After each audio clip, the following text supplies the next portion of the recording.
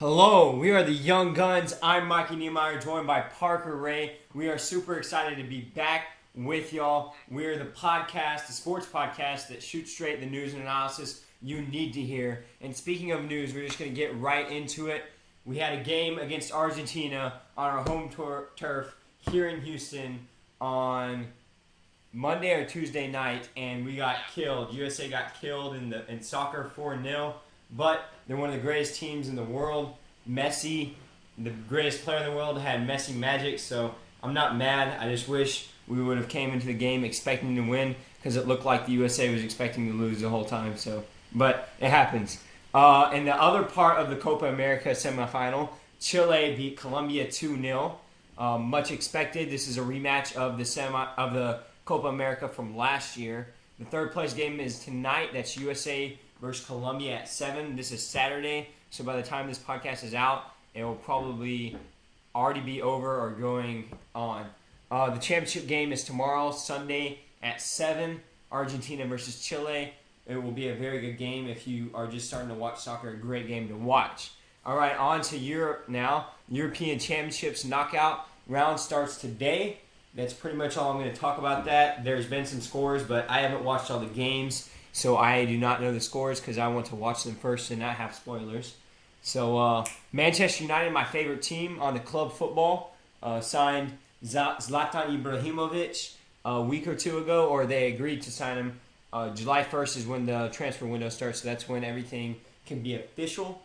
And so if you're a Manchester United fan, he is a very, very good striker, world class. So be excited about that. And then we also got the green light to transfer James Rodriguez, the captain for the Colombian national team and player for Real Madrid, the former Champions League winners. They said that we could sign him for 50 million euros. So that's a lot of money, but I think Manchester United will be able to get him in there because it's not a whole lot. So it'll be probably just enough, so that's good news. All right, Parker, the Astros won 13-4 against the Royals. Kind of a revenge game. 6-game win streak. They're 38-36. What's the stuff we need to hear on this? Well, I just want to take an overall look at the Astros, and they're playing a whole lot better. I knew they would start once they got that Rangers series out of their mind and got to moving on to playing, normal teams that aren't on fire like the Rangers are. They started winning games. They started playing good again. They have a 6-game win streak going. They're playing great baseball. They're hitting the ball very well. Their pitching, for the most part, has been spot on. They don't have a lot of pitchers that strike you out, but they have a bunch of pitchers that keep the ball in play and try to, keep it close, keep it on the ground, keep it to where the defense, because the Astros have a great athletic defense behind them. They can make almost every play. Their outfielders are all great. Their infielders are all great. So it's a great all-around team effort on the pitching and the defensive side of the ball. But for offense, I think I got to give the credit to George Springer, especially in last night's game. He had a grand slam and a triple in the same inning. I don't know if any other player's done that. I think they tried to look up that stat. They talked about it on ESPN, but I don't remember if they said how long it's been since a player's done that. I But don't know. I it's saw it's a George Springer makes history, so it has to be pretty big. I think I'm pretty safe on betting that no one else has done that at least for a long time. So George Springer's on fire. Moving him to the starting or to the number one batting order has been kind of our secret. We're 20-9 since then, and of course, a third of those losses came from the Rangers. So can't be Yeah. too bad about that. So you take that Rangers series out, you're 19-6, so that's pretty good. Um, so anyway, it's been a great. I think that for the most part, Dallas Keuchel's still struggling. He did pitch last night. He gave up 4 runs, so his ERA still doesn't look very good. But he did a lot better job of just being confident. Of course, we gave him a 9-0 lead, but still, he was pitching. He was quick. He was decisive. His stuff looked better in a couple of innings. The Royals still teed off on him a little bit, and he definitely doesn't have his stuff. His location's way off. He's never really had nasty stuff, but he's always had great location, and that's kind of what his MO is his great location. It's been really off. He's been leaving stuff up in the zone. That worries me a little bit down the line. But all our other 4 pitchers have done great. We got Mike Fiers going on the mound today at 6, so hopefully they can make it a 7-game win streak. But I'm sure you also want to talk about your Rangers and what happened last night as well. Yeah. So the Rangers lost 7-8. We were up by We were up 7-4 in the ninth inning with 2 outs. All we had to do was get one more out. I didn't watch the game, but I kind of watched the recap, and we lost on a wild pitch. So I'm kind of angry, but I just want to get it put it in the past because we have won a lot of close games. The Astros can test to that. So I mean, yeah, it is what it is. We're still 47-27 on the year, so we're doing good as long as our young pitchers from the minors can come up and help us out a little bit because we have a lot of injuries in that area. But I'll talk more about that with my quick takes on to Johnny Manziel. His dad, quote unquote, said that he is a quote unquote druggie and that he is afraid he will die. So, Manziel needs to get his life together. That's kind of all there is to know about that. But keep him in your prayers because we love our Johnny football. NFL is going to interview Julius Peppers, Clay Matthews, and James Harrison, all outside linebackers, I think, over Al Jazeera claims of PEDs. But let's just throw this right out there first. Al Jazeera is a very biased news corporation, so what else do you have to say about that, Parker? I wrote a paper on Al Jazeera and Fox News, of course, because I had very liberal professors. So I'm sorry if somehow they're watching this. I doubt it, but I kind of lied a little bit and more bashed Fox News in my paper instead of bashing Al Jazeera. But it was pretty equal. Their views on the Iraq War, of course, several years back when Bush sent the troops over to Iraq, and we did what we had to do and we took care of business. Al Jazeera was very against that. They showed all the negatives of the war. They showed kids getting killed. They showed all pretty much just how bad the American troopers were and pretty much bashed our troops, which, pissed me off when they did that. So I'm not a big fan of Al Jazeera. They kind of make America look, they kind of just pick on whatever Americans like. I guess, take away our troops, then take away our football guys. So I guess that's what they want to do. This report came out in December, so no one was complaining about it until now when the season's about to start up. So I don't know why it's a big deal now, but of course Al Jazeera's going to butt its ugly head up at stuff we like to do. So that's kind of my opinion on Al Jazeera. I'm not a big fan. I think these guys, whatever their testimony is, I believe them 100%. I think the NFL just needs to stop with all this Al Jazeera mess. If it's reported from Al Jazeera, I think they should just discredit it, honestly. It should be discredited until we get a more reliable source.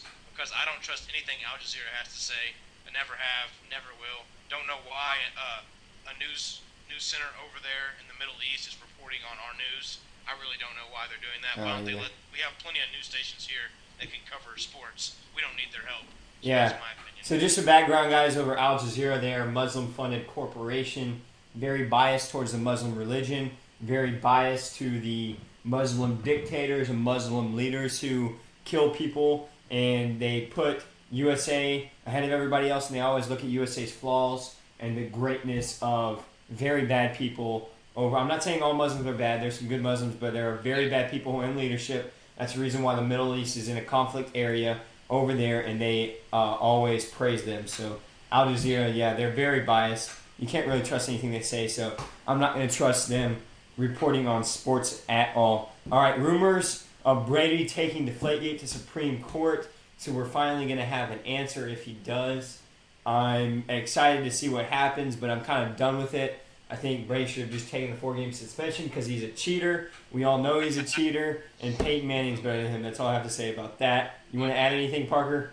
Yeah, you went a little too far. Peyton Manning's better than old Tom Brady. You've always picked the Mannings, and I've always picked Brady over the Mannings. You like both Eli and Peyton, and I can respect that, and I've always kind of bugged with you, and I've always picked Tom.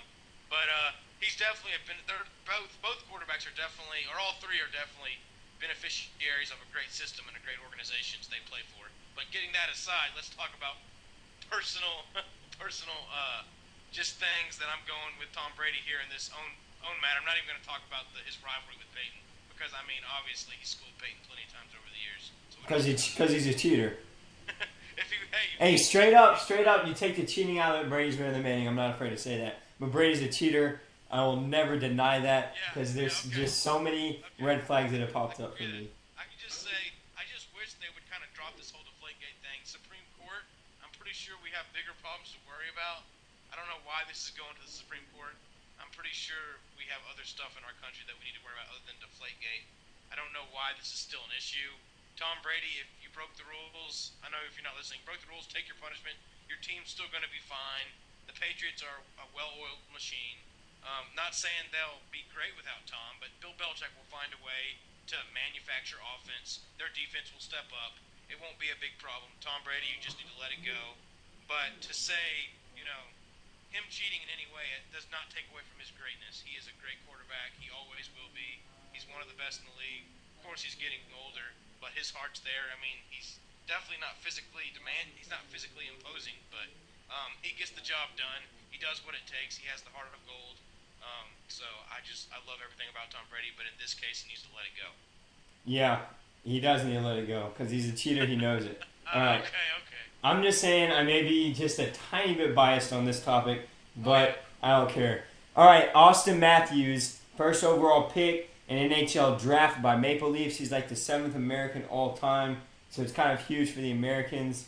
But just for you hockey fans, just letting y'all know, if y'all know this kid, Austin Matthews, I'm sure he's good. He played in Europe, so yeah, supposed to be the head of a franchise now. I'm not much of a hockey jock, but yeah, that's it. All right. That's all we know. All right, we're going to take a quick break, and we'll be right back talking about the NBA draft and trades of the NBA and NBA draft. So long.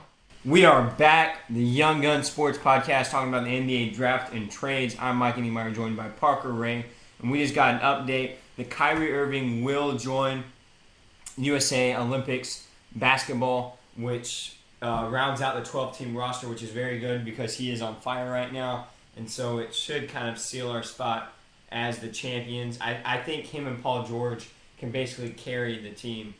Maybe I'm wrong, but I mean, Pau Gasol's getting older, so he's not going to be able to help Spain out as much. So I think we'll be good. Maybe not. We just have to keep our heads into it. That's probably mainly the whole thing. So I think Paul George is a good leader, so he'll be able to step up, and everybody else will be able to bring their game. All right, talking about the NBA draft first. First overall pick is no surprise to us. Ben Simmons, forward out of LSU, got drafted by the 76ers. Let's just talk about Ben Simmons for a second. He has been compared to LeBron James for raw skill. He's a good passer. He's a good passer, good rebounder, and he can take the ball to the basket. It sounds a lot like LeBron. But my only thing about him is that he couldn't even get his team into the NCAA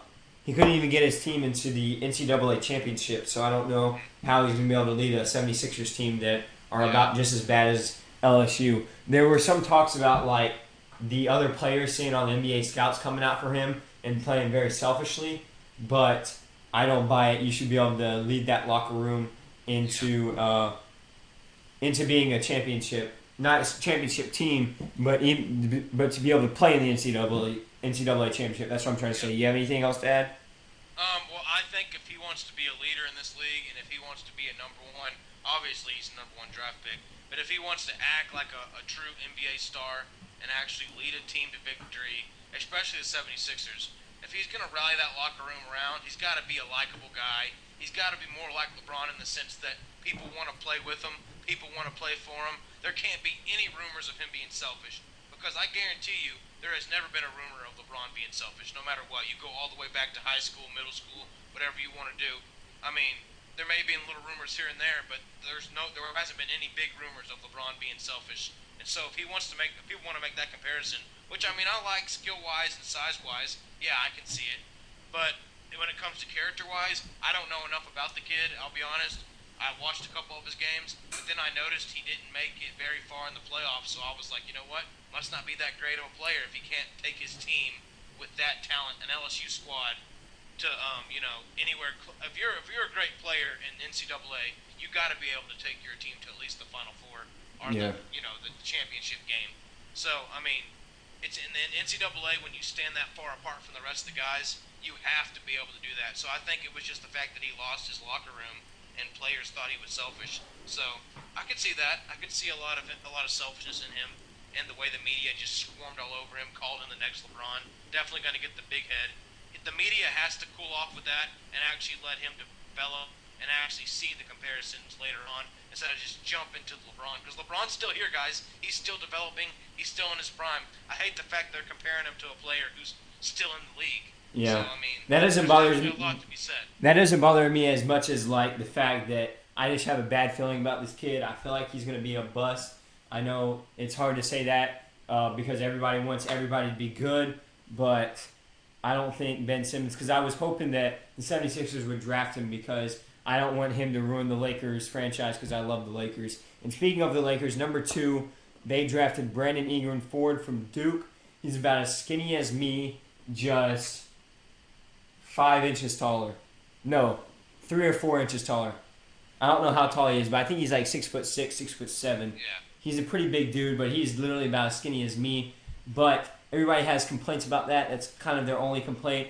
I say he can rumble and tumble, especially in this NBA league. It doesn't really matter how skinny you are. It's more about your mindset when it comes to basketball ability. So I like Brandon Ingram. He's a shooter. I think he'll be able to fit well with D'Angelo Russell and hopefully DeMar DeRozan if the Lakers can sign him, and maybe we'll be able to see a playoff team coming out of the Lakers. I might be getting ahead of myself, but that would be awesome to see. Did they sign anybody else? No, they just have Jordan Clarkson. So maybe like playing D'Angelo Russell, Jordan Clarkson, and DeMar DeRozan, moving him up as a shooting guard to a small forward, and playing with Brandon Ingram with kind of a smaller lineup with maybe a true center or a true big power forward. I think that would help a lot, and maybe we can see some interesting games at least from them. So number 3, we have Jaylen Brown from Cal. He was drafted to the Celtics. I really don't know anything about him, but he was definitely drafted too high, I think, because there's a lot of talent that was behind him that was drafted. So I don't know. We'll just have to see with this kid. He's a forward from Cal, so he didn't really get a whole lot of spotlight as much as Brandon Ingram or Ben Simmons did. And I'd like to add something on the Celtics drafting him. I think they're kind of a front office and a coach, Bradley Stevens, that maybe they saw something in this kid and they think that he can fit into the system, because Bradley Stevens is one of the few coaches that can actually make a difference on the court. There's not very many coaches that can take the talent they have and make it great. But Bradley Stevens is one of those guys, I think. Yes, he definitely has talent. Boston Celtics are not a team to sleep on by any means. But what I'm saying is, you put a lot of other coaches on that team, they don't get as far as they did with Bradley Stevens. So I definitely like Bradley Stevens. I think if he saw something in this Jaylen Brown kid, maybe he saw something that could fit the system. I don't know. I don't know much about him, like you said. But I do have faith in the Celtics, and I'd like to see where this kid goes down the line. I'll be watching him. Yeah, he'll probably turn out good just because, like you said, the people drafting him. So yeah, we'll just have to see. Number 4, we have an airbender who got drafted, Mr. Dragonbender, forward from Croatia, drafted by the Suns. You're always kind of risking it, drafting a international guy this early. So that's all I kind of have to say about that. We'll just have to see, but I'm just saying Kristaps Porzingis doesn't come around, or however you say it, doesn't come around very often. Akeem Olajuwon doesn't come around very often. So, I mean, maybe Dragonbender will be good, but name a very good, name an all-star foreign player in the league right now. Yeah.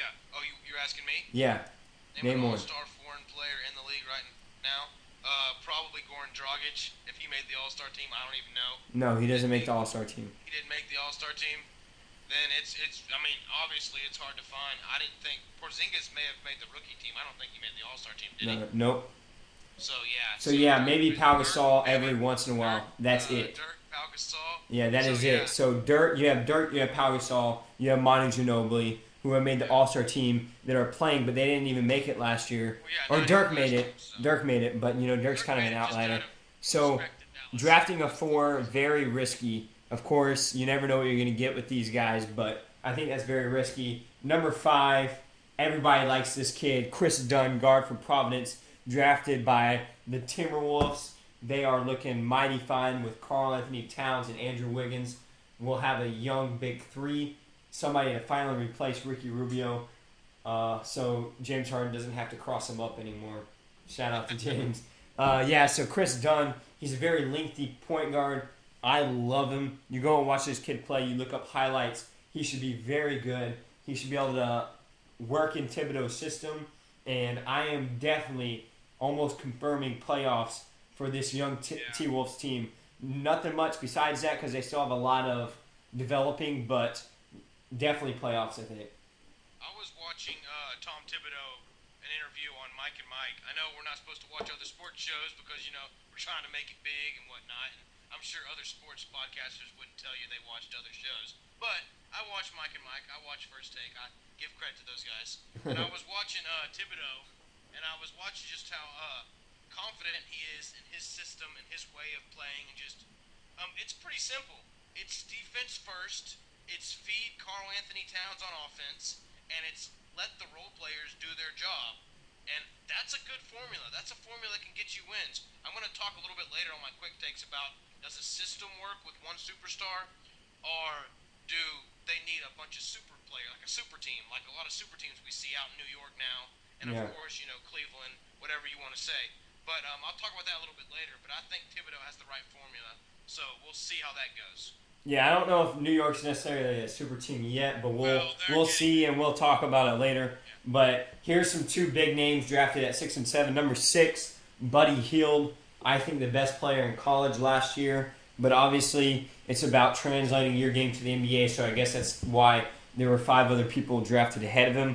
He's a guard from OU, drafted to the Pelicans. I love this pick. I was freaking out when he got picked to the Pelicans, because he will work great with Anthony Davis. I think it may take him longer than, say, Brandon Ingram or Ben Simmons to develop if they do become good in the NBA. But I think Buddy Hield, come due time, we might see him and Anthony Davis carrying a Larry Brown trophy. That's the name of the that's the name of the NBA championship finals trophy, I think. So we'll see them. We'll see them taking pictures with that soon enough, I think. Because I love this kid, Buddy Hield. He's an absolute monster. They have very good role players surrounding them with the Pelicans right now. Anthony Davis might become the best player in the league once LeBron retires. You never know. So, I mean, with the doubts about Steph Curry now, even though he has breaking crazy records. Nothing bad to say about Buddy Hield. What about you, Parker? I just think I like this pick. I remember Buddy Hield playing against A&M. I watched that game because I have interest in A&M and OU, and I was actually rooting for OU because going to Texas State, I get a lot of the A&M people just chattering in the back of my head. It's like, Giga Aggies, that's all they say, like every 5 seconds. So it gets pretty annoying. But, so safe to say I was happy Buddy Hield and those guys trampled A&M that game. It was a fun sight to watch. I was loving it. And I think this guy will be a great pick. He's physical. He's a guy that's gonna kind of do a little bit of everything. I like Anthony Davis, obviously. I think him with Anthony. All you got to do is just kind of stay out of Anthony's way. But obviously, he's gonna get to develop. There's a bunch of good veterans on that team. I just like what New Orleans is doing down there. I thought they were gonna be better last year. Turns out they weren't. A lot of disappointing teams last year. But we'll see them this year. Hopefully, they get back in the playoff hunt, and hopefully, they make some noise. Yeah. So number 7. Jamal Murray, guard from Kentucky, drafted to the Nuggets. Nothing wrong to say about this kid. Very great player. I loved watching him this year. Coach Calipari, the coach for Kentucky, I guess he kind of had to say this, but he actually came out and said that he thought Jamal Murray should have been drafted number 1. I mean, that might be a stretch, but he's a player. Sorry, let me just say this. The Nuggets are cursed.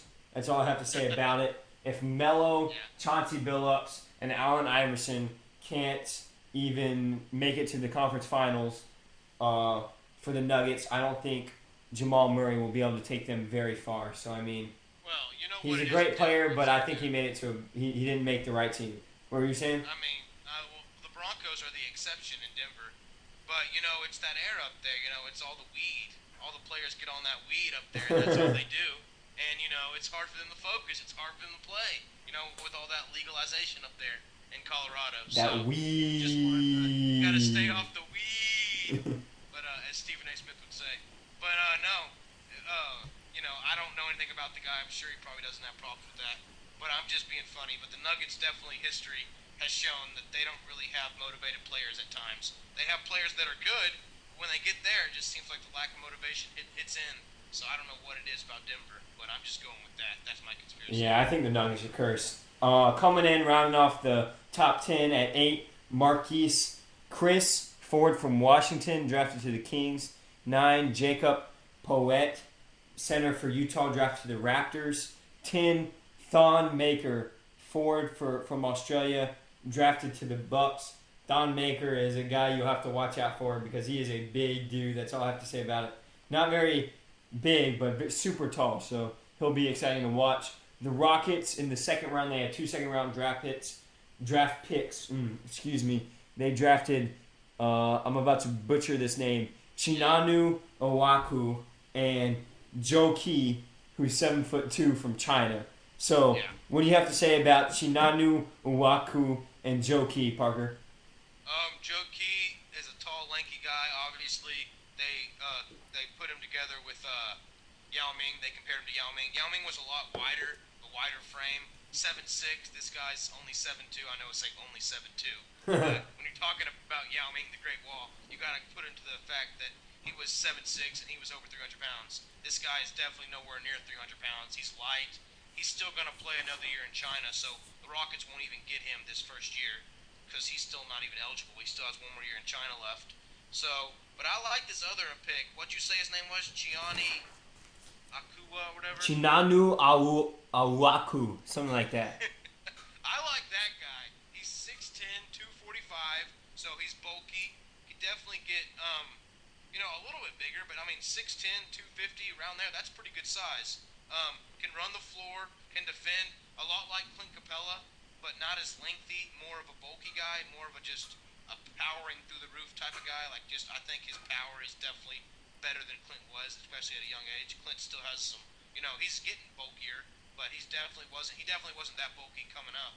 So this guy looks like he's strong. He looks like kind of a wide body, but he definitely can run the floor, defend, catch lobs, do all that, move well on the perimeter, win motivated. So I like this all around pick for the Rockets. I really studied him. I really watched a lot of highlights and just stuff on him. So I'm hoping this guy turns out to be a great role player off the bench for the Rockets. An Energizer Bunny is what I think he needs to be, and I think he can do it. Yeah, so I mean, we just need a bunch of role players to surround James Harden, but I think you'll talk about that a little bit later. Yeah. When it comes to the second round, you just kind of have to trust the management, and so I hate to say that. I hate to say that, but in Daryl Morey we trust for this one. I mean, so we'll just have to see what happens. But just to give you all a little heads up, Mike D'Antoni and James Harden were both in the draft room, so do not be. I don't know. What I'm trying to say is that they have a lot of input in what's going on. Daryl Morey's reigns. Do not be fooled. Yeah, Kevin McHale and James Harden never sat together. I don't think they were in one picture together that calm and collected other than on the court. So the fact that James is sitting with Mike D'Antoni and they're right by each other and they're not yelling at each other is a good sign. I think Rockets fans should be impressed. Yeah, this is definitely James Harden's guy. This team is going to be built for James Harden. We'll just have to see what happens, and I'm kind of excited, but you'll talk about it more. All right, the first trade that we are going to talk about, we have 3 big trades. The first trade, the Pacers received Jeff Teague. It was a 3-team trade. The Pacers got Jeff Teague, point guard from the Hawks. The Jazz got George Hill, point guard from the Pacers. And the Hawks got the 12th overall pick at the time. Now we know his name is Taurean Prince, something like that, small forward from Baylor. He's the guy that said, well, what they did is they went up and they grabbed the ball more than us, and that's how they got more rebounds. Yes, He was that guy when the press dude asked him, how did they get more rebounds than y'all? He said, well, they jumped up and grabbed the ball like this more than us. I'm like, wow. So Taurean Prince, 12th overall pick, the Hawks got him. I think this is a great move for the Pacers. George Hill is a good player, but I think Jeff Teague is way better. He will definitely be an improvement, and it was good for the Hawks to get rid of him because they do have Dennis Schroeder, who is just as good, maybe a little bit better than Teague. So it's kind of Teague's time to go. The Hawks are rebuilding. So, yeah, that's good that they got Taurean Prince. The Jazz got George Hill. I think they lost, definitely trading a 12th overall pick for George Hill, but maybe they have something up their sleeve, and maybe George Hill will fit their system. They just need a good veteran leader. I like George Hill. He's a bigger point guard. He reminds me when they had Darren Williams. Darren Williams was the bigger point guard, and that worked well with Utah. And they're kind of a physical team. They like to crash the glass. They like to slow the game down and get rebounds and play really good defensively. So I think it's a good pick for the Utah Jazz, and I think it's a great, even better pick, obviously, for the Pacers. That team's going to be fun to watch in the East, for sure. Yeah. You just put Teague and Paul George on the same team. Jeff Teague and Paul George, that's going to be fun, like you said. I think that adds anywhere from 5 to 10 wins to the record. So look at them to maybe get home court advantage in the playoffs, if not like a fifth seed, and it'll be exciting to watch them again. Yeah. And I just see this as kind of like what happened to the Hawks, because they were so good for 1 year. Yeah. And this year they still did all right, and now it just seems like they're just rebuilding all of a sudden after these 2 years. They're just like, all right, let's completely start everything over. I don't know who all they're going to keep after this free agency's over, but we're going to see the Hawks may be a depleted team after this is all said and done. I don't know what's going on with them. I'm not too impressed with the Hawks right now. That's just me, though. Yeah, so I think the Pacers definitely won the trade out of everybody. They gave up George Hill. For me, upgraded to Jeff Teague. Next, I think the Hawks won just because they are rebuilding. They need to get rid of Teague. And I'm going to have Utah above the Hawks for me. For me, okay. But for me, I think they already have a good point guard in Dennis Schroeder. So adding this young guy, I know it's looking bad for the Hawks, but if they can sign Al Horford, and it'll kind of be a big thing that they are not blowing up the ship. Or if Al Horford leaves and they sign Dwight Howard, that'll be a good signing too. So we'll just have to see. But yeah, it doesn't look great for the Hawks, but I think they definitely won this trade just because I think the Jazz gave up a 12th overall pick for George Hill. That's just me. Yeah, and it turned out to be that Baylor kid, so he's probably, and we don't really know how impressive he's going to be anyway. But I'm just going with Utah over the Hawks just because of George Hill. He's proven he fits the system. He's a lot like Darren Williams. He's physical, like I just pretty much commented on it. But we have our opinions. We definitely can agree the Pacers won the trade overall. But I just switch out. I got Pacers, Utah, then Hawks. Because I think the Hawks are just kind of giving up for next season. Yeah, well, I don't think it kind of looks that way, but I am not counting the Hawks out yet because just like the Rockets, they are just a couple years away from being in the championship conference finals game. So they did get swept, but I don't think they're necessarily blowing up the ship. They might just be doing some things that the Rockets are doing, moving some pieces around. Maybe they know more about it than we do. But obviously, you have more faith in George Hill than I do. We'll leave it at that. Our second trade, this was the big Derrick Rose trade. The Bulls got Robin Lopez, Jose Calderon, and Jerian Grant. Jerian Grant's a young prospect, son of Horace Grant, forward for the Bulls during their first 3 seasons as champions with Michael Jordan. The and the Knicks received Derrick Rose, former MVP, the youngest MVP ever, Justin Holiday, another prospect, and a 2017 second rounder. So let me just kind of make this trade a little bit more clear for you. The Bulls got Robin Lopez, Jose Calderon for Derrick Rose. Was that a good trade? Because I think the Knicks are making big moves. I think if Derrick Rose can... I think it was really a good trade for both teams. But Derrick Rose, if he can get back to MVP caliber status, the Knicks will be a team to reckon with because not Papa Nicolau, that's an old Rockets player, Porzingis and Melo are already kind of coming together. So there's some pros, there's some cons. The pros are definitely that Rose can get back to MVP form, and you have 3 great talented players and maybe some add some NBA free agency with that, and you have yourself a title contender. The cons are that Derrick Rose still has bad knees, maybe.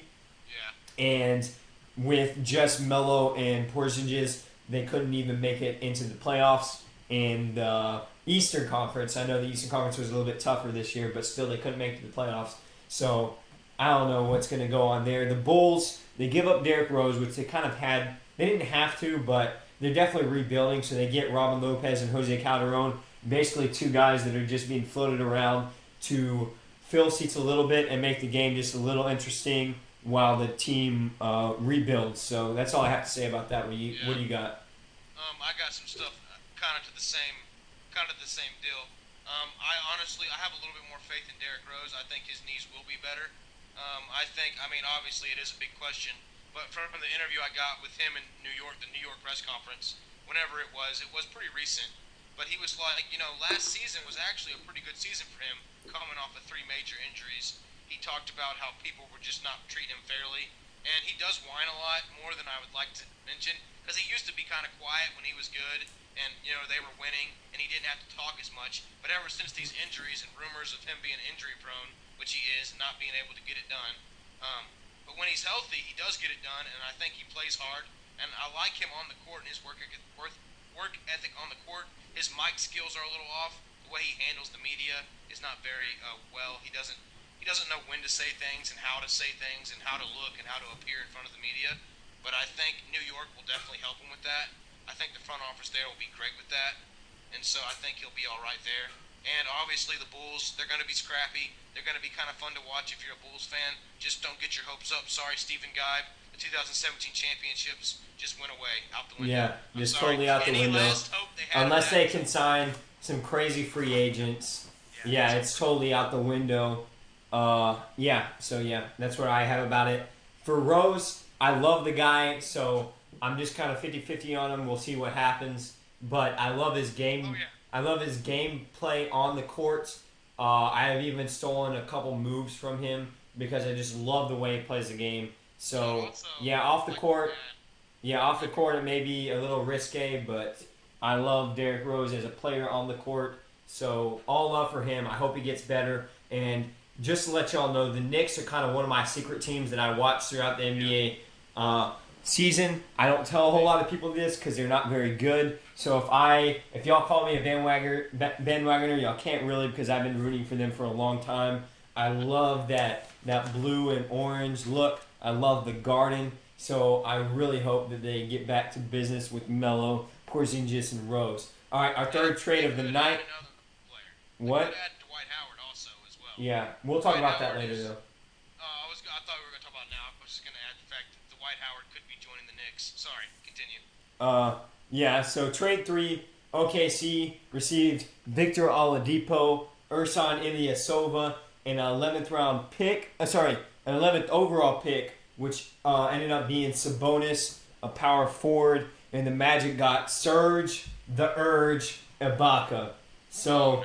yeah, I had to throw the Urge in there because it's kind of my nickname for him that nobody knows about. But yeah, I love my man Serge the Urge, and I'm a big OKC fan. Not huge, but I'm a big OKC fan. So I kind of had to cry a little bit because Serge the Urge is my man, and he always wins me arguments when I talk about OKC versus other teams because you can't really argue against him even though he has had not very good numbers this year. But if you look at it, unbiased opinion, OKC I think definitely won. They got Victor Oladipo, a third scorer, which if Oladipo can kind of connect his game with Durant if he comes back and Westbrook, it'll look good. And then Ersan Ilyasova is a good three-point shooting power forward, face-up forward. So good spot up for Durant to throw it into. But I don't know. I still think Serge the Urge might have been better. But this is where it kind of tips the scales for me with the 11th pick, Sabonis. He is a player.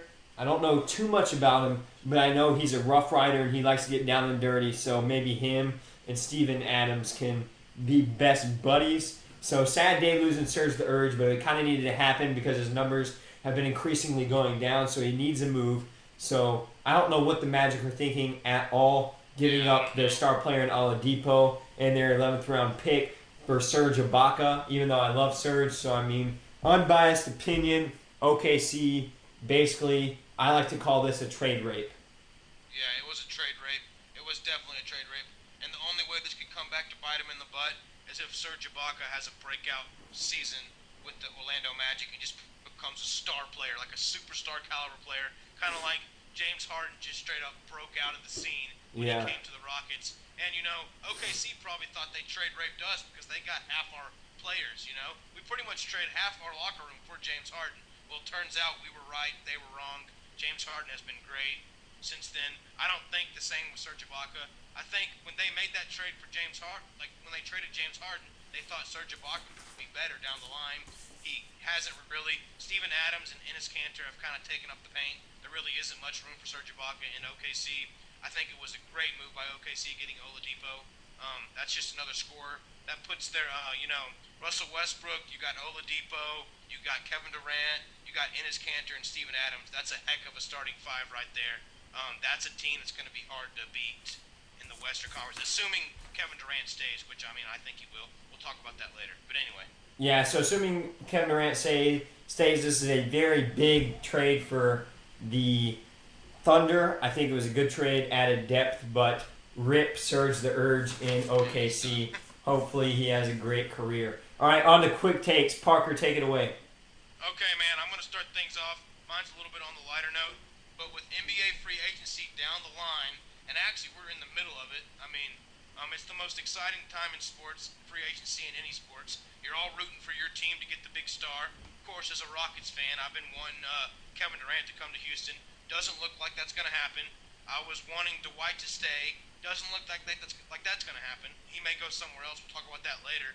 But my question is to all the fans out there and all the NBA, I want the true NBA fans to answer this. I don't want, fans that think they're, just cheer for the NBA when it's playoff time. I want true guys that actually watch the NBA to, I'll post it later on the page. But do y'all think out there that there needs to be a super team to win games? Like they need to stack it with all-stars? Or can you still win games the old-fashioned way by having that one go-to guy and then having a great system of role players around him? I think, as far as I'm concerned, as a Rockets fan, I want to believe that you can have that one superstar guy and build a system around him and just have role players that complement him. And I think it can be done. I think if Harden kind of turns out to be the Steve Nash back when the Suns had Steve Nash. Of course, they had Stoudemire too, but Nash was the guy. He was the go-to guy. D'Antoni built that system around him.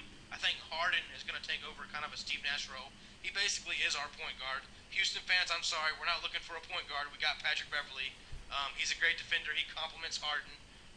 Harden is our point guard, so they all need to back off with the guys that want to bring in a point guard. We tried to do that last year. Did not work out very well. That's what kind of threw off our chemistry.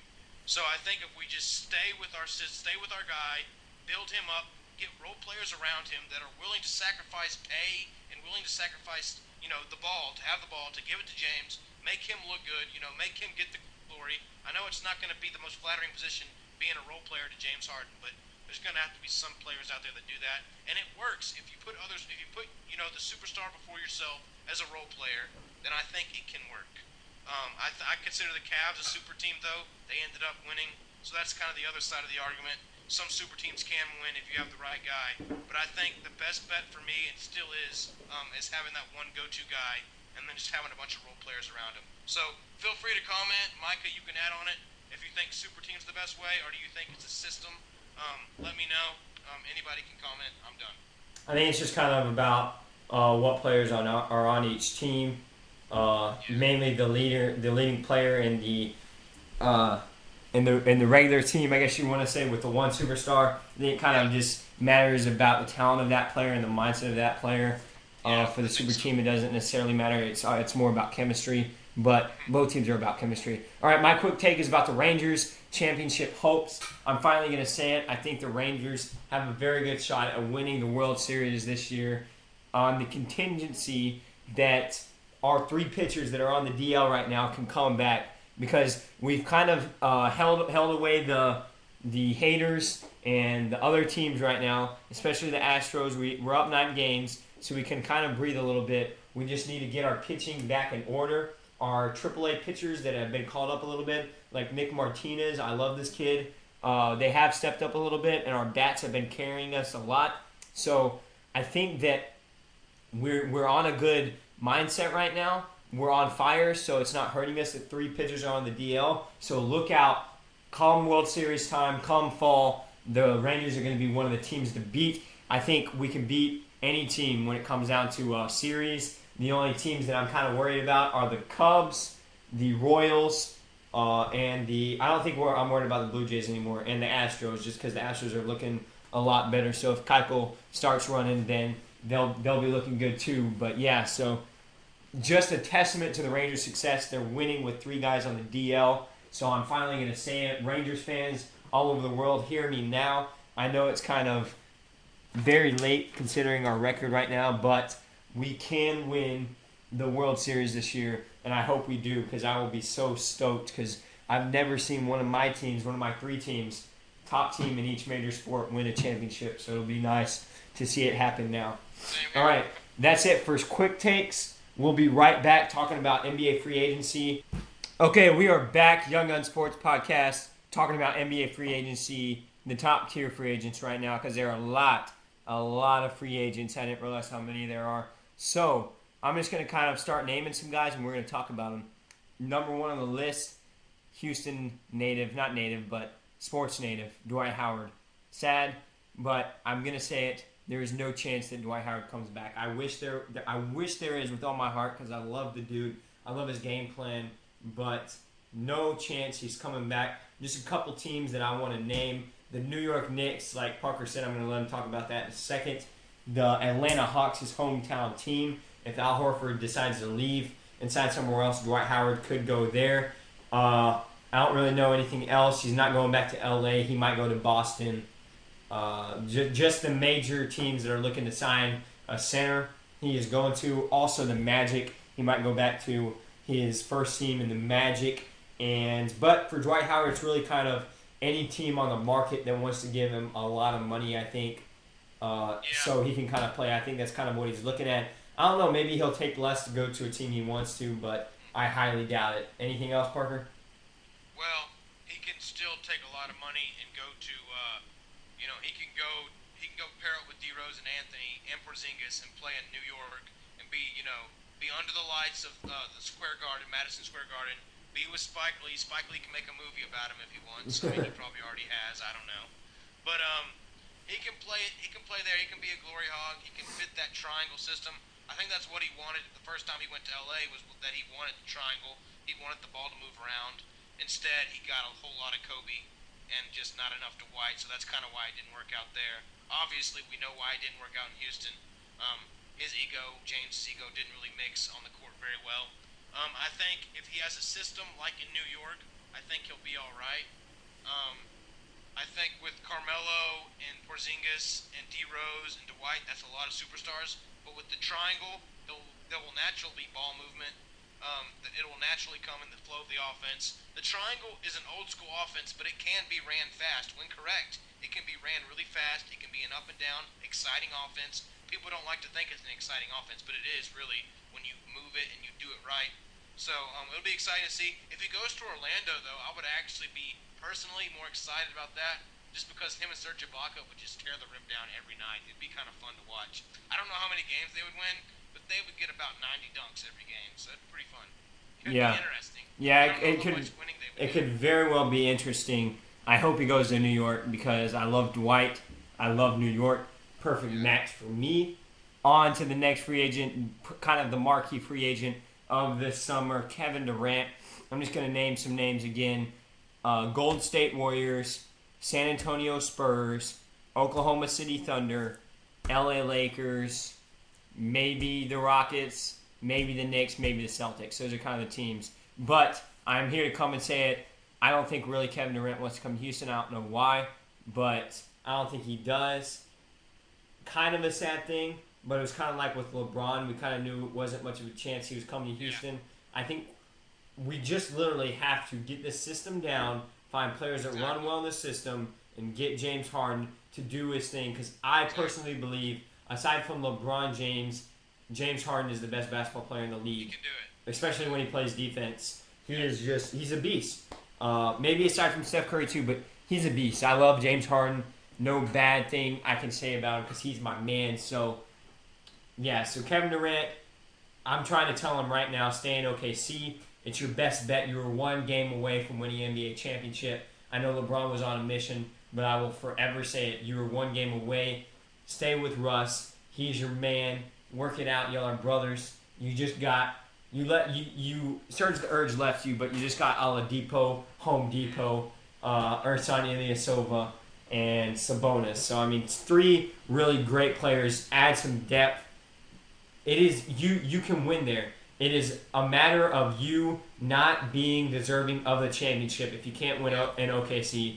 So I am very harsh on this. Like I said with LeBron, it was either make or break his legacy. I know a lot of people were less harsh, but for me, Kevin Durant, you either stay in OKC, okay? You can go to the Celtics, you can go to the Knicks, you can go to the Lakers because they are all unproven teams too. Yeah. But I think your best shot is in OKC still. Thank you. Yes. I think the best team with you on it is OKC out of those teams. Even though the Celtics and Knicks would look very good, do not go to the Warriors. Do not go to the Spurs. They are both proven winners. You will not have. You won't be proving anything. And for me, it's not like LeBron James when he went to South Beach because they didn't have the championship. I know people want to say the 2005, 2006, something like that, Miami Heat. That was way long ago. They had Shaquille O'Neal, one of the best centers in all. Yeah, one of the best centers of all time. I mean, they had Alonzo Mourning. So, I mean, that was totally different. It was an unproven team. Go to any team in the league that hasn't won a championship in the past 3 years. Okay, LeBron. Okay, KD that hasn't won in the past 3 or 4 years. I don't care. Do it. But I say out of all those teams that haven't won one in the past 3 years, you need to stay in OKC. Do not go to the Golden State Warriors. Do not go to the Spurs because I will lose all respect for you, Kevin Durant. And I am a very, very big fan of Kevin Durant. He is my second favorite basketball player aside from James Harden, so I have a lot of love for him, but I will definitely lose a lot of respect if he leaves OKC to go to Golden State or San Antonio. Only those two teams. Obviously the Cavs, but the Cavs aren't going to get him. They already have the highest payroll. Dan Gilbert won't have that, so I mean they're champions. So what do you have to say about this, Parker? I agree 100%. I'm just going to bash more of San Antonio. I'm not even going to mention I'm not even going to mention Golden State. Of course, if he goes to Golden State, that would be too rigged. That'd be like the NBA's rigged 100%. But I'm done with that. I'm just gonna bash San Antonio. I think his chances are better winning with OKC than they are San Antonio. San Antonio is an aging team. You don't think so? No, I don't think so. I think if he goes to San Antonio, they win another championship because of one name. One name, Greg Popovich. Greg the Schmeg. Since I'm making up fake nicknames.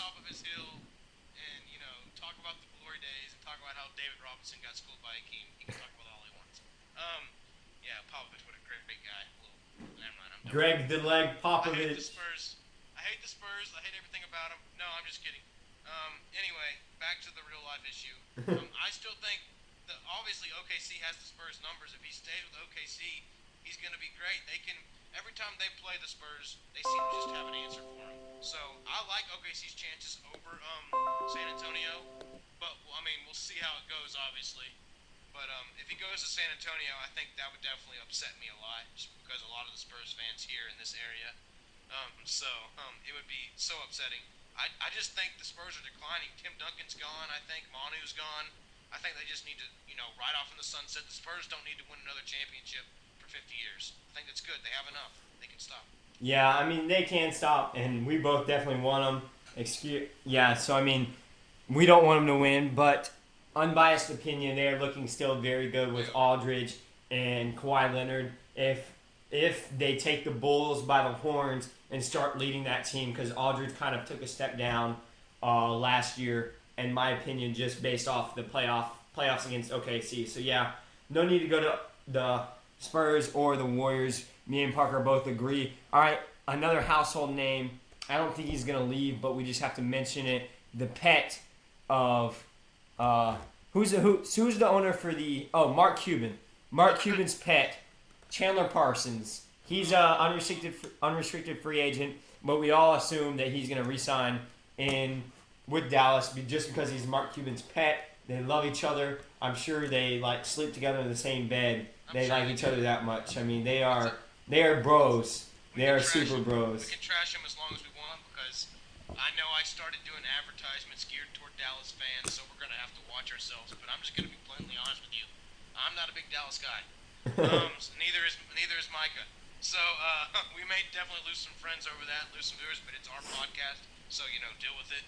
I will say this: if you're a Dallas fan, I guess you probably want to keep Chandler Parsons. I mean, he's kind of like a little, a little toy for Marky Mark. He looks good. He goes to little media things. He takes pictures in the magazines. He's a fashion guy. He's a lot like Dallas. And he's still a really good player. Still a really good player. Oh yeah. He's a solid player, but I mean, he's just like the rest of Dallas. He's fake. So he fits in with that. That whole Dallas thing. So, yeah. So that's all we're gonna kind of say about that. Chandler Parsons, don't worry, Dallas fans. He's gonna stay, and he's gonna be the main recruiter. I don't know who would want to go play with Chandler Parsons, but he's gonna be the main recruiter for Mark Cuban and the Mavericks. All right, next one, a guy who has a little tiny spot in my heart, Big Al Jefferson. He's an unrestricted free agent. For me, I think the Hornets need to re-sign him. I don't really know very many teams that are gonna want him at his age. I think Big Al, you need to either re-sign with the Hornets and kind of finish your career with them because they have some exciting things going on. You may never win a championship there. They are still a very exciting team, but Big Al, there's some teams, some contenders that need a good center. Spurs. Spurs. So Big Al, go to the Spurs. That's all I'm trying to tell you. If you want to win a championship, go to the Spurs because the Spurs need another center. I wouldn't mind Big Al going. I love Big Al. It's hard for me to get mad at him. I love his game. It's a very old school game. Definitely fits the Spurs system. Obviously, the Rockets want to run and gun, so don't think Big Al would fit in for us. But I mean, I'd still love to have him there on the bench. Yeah, just because he's Big Al, and every time he would do something cool, I'd just scream at the television, "Big Al! Big Al!" It'd be so exciting. It'd be like Boban in San Antonio. Every time Boban came on the court, I was like, "Is that Boban? Oh my gosh, it's Boban! San Antonio's up by 30. Oh wait, they were already up by 30. Anyway, so I don't know. Big Al would just have that effect. He makes the game exciting just because he's Big Al. He's a big dude, and when he scores, it's fun to watch. It's fun to watch him just do his little jog back to the other end. It's a great time. Yeah. So I mean, Big Al, I think you should stay with the Hornets or go to the Spurs. Any other team, if you're a contender, I can see it, Big Al, but the Hornets are a good place to retire. I mean, championship isn't everything, but if you really want a championship, go to the Spurs. That's all I have to say. Next up, a very good ball player. I like him, DeMar DeRozan. Honestly, I think he should stay with Toronto, but another team that is kind of just thrown out there, I think this is a two-team race between Toronto and the Lakers. I would not be mad anywhere he goes, but if you want to be the head of a franchise, you want to get the shoe deals, you want to sign with Nike, get a big contract, be a businessman, extend your career, easily go to LA, but you may never be guaranteed a championship again in LA because they are on a big rebuilding process, but it would be very exciting to see, especially if Kevin Durant, in his crazy mind, goes to LA, then, hey, maybe DeMar DeRozan, you need to sign with LA, but if you want to win basketball games, stay with our boy Kyle, the Bulldog, in Toronto, up north. Very exciting fans, very exciting city. So, I mean, stay with Canadians. That's what I want to kind of say. But if you're looking as a businessman, you want to get the max contract, get the shoe deal, be prepared for the rest of your life, LA is the place to go. So, kind of no wrong thing here. But if I were playing, I would be shooting for the championship. So, I would want to stay with Toronto. Yeah, I think Toronto's the best bet for him. Definitely. I agree. All right, next person. Joakim Noah. And the only reason he's kind of on this list, excuse me for being so loud, but the only reason he's kind of on this list is because he has won a Defensive Player of the Year. He's still a ball player no matter kind of what people want to say about him. He was basically the leader of the Bulls the first year that Derrick Rose was injured, and he rallied them to still playing very well without Rose. So, I mean, you have to give Joakim Noah some credit. He was traded to the... No, he wasn't. That was Robin Lopez. Was traded to the Bulls. That's what I was trying to say. Robin Lopez was traded to the Bulls, so look for Joakim Noah to sign somewhere else, some place elsewhere. That's what I'm trying to say. Maybe the Knicks, if they don't get Dwight Howard. I think this is kind of the Knicks' backup plan. Robin Lopez is kind of up for any team who needs a solid center. Kind of comparing him to the center for the Warriors. What's his name? Gortat. No, Bogut. Oh. Bogut, yeah, that's his name. Oh, the Warriors, my bad. Yeah. Wizards. Yeah, Bogut. So, I mean, kind of comparing him to Bogut a little bit. So, Andrew Bogut. So Joakim Noah, he's a great player. That's all I kind of have to say about it. Look for him to sign Yeah. anywhere, but solid player. I think the Straight. Rockets could actually use his talents I was just with about to Dwight say Howard that, leaving if we actually. can't get Al Horford, but we'll talk about Horford in a second. Yeah, I think Joakim Noah would be a great fit for the Rockets if we can't get big Al Horford. Not Al Jefferson and Al Horford are two different people. Just to let the viewers know. But Al Horford is definitely more skilled. But I love big Al Jefferson. But anyway, yeah, Joakim Noah would be a great second fit. He runs the floor well. He's a scrapper. He would give us tenacity on defense. Although Mike D'Antoni really isn't focused on defense, so it'd be nice to have a guy that, hey, I know something about defense. Hey, Yeah. over here. They could ask him questions. But so yeah, see what happens there. Other than that, I don't know where he goes. He can kind of fit anywhere. He can fit in any system because he rebounds well and he defends well, and every team needs a rebounder and a defender. Yeah, hearing the rumors, I'd say it's about 80% chance that he goes to New York. So on to the next one, Nicholas Batum, another Hornets free agent. He is a solid player, small forward. I really would like if the Rockets trade Ariza. If not, I think Batum would be a great player. A great player to kind of come in there, and he's a very good leader and a rallier. I guess is the way to say it. Yeah. He just rallies the troops a lot, and so he's a great player. He kind of beat up on us when he played for the Trailblazers. But I think Hornets, you need to resign him. I think he'll be willing to stay. But if I'm Nicholas Batum, I'm looking to sign, like the Warriors kind of want him, I'm looking to sign maybe with the Warriors replacing Harrison Barnes, because that would be good. And I think Batum has what it takes. He can make the big shots in playoff games. So if you want to win a championship, I say sign somewhere like the Warriors and replace Harrison Barnes. If not, you're comfortable in with Charlotte.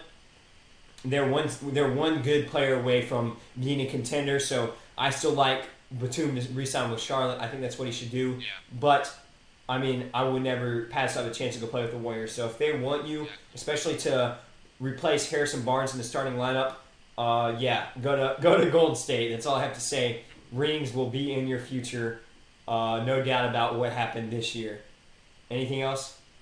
Yeah, with Batum, I think anywhere. I think if he stays with Charlotte, that locker room really needs him. There's a bunch of young guys. He can kind of, he's a great locker room guy, like you said. He's fun to play with. He knows he can make the right shot. He can get people going. He's not a glory hog by any means, but he can definitely play.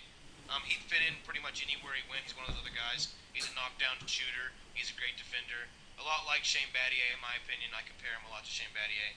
He was a great locker room guy as well. But I think he'd be a great fit for the Warriors, and he could give him some more veteran kind of perspective to things. That kind of Andre Iguodala is kind of the lone wolf veteran over there. He kind of has to keep those young guys calm and everything, even though they're pretty well experienced to being in high pressure situations. Yeah. But I think having Nicholas Batum and Andre Iguodala having that extra veteran perspective, I think that could definitely help the Warriors out. I think that kind of hurt them against the Cavs because the Cavs had a lot of veterans. They had way more veterans, and I think years played than the Warriors did.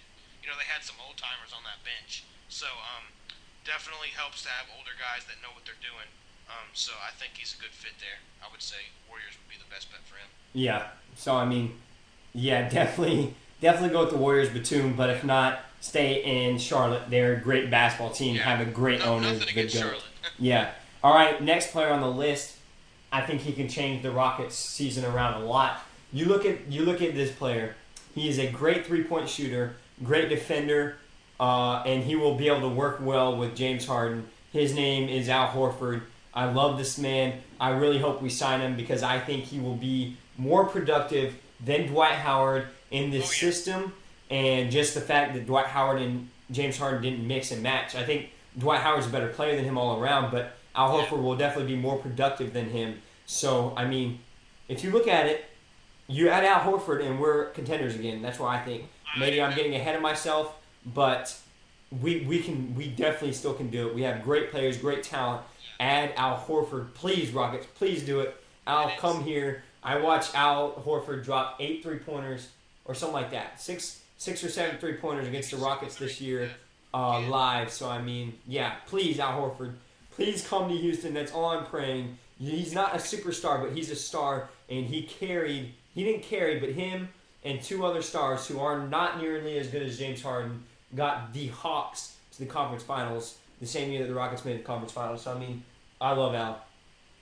And I just wanna simplify it for all the kind of basketball guys out there that just aren't that familiar with Al Horford's game. Is that he's pretty much the best pick and pop center you can get. Exactly. If you have a pick and roll with him and Harden, it would be unstoppable.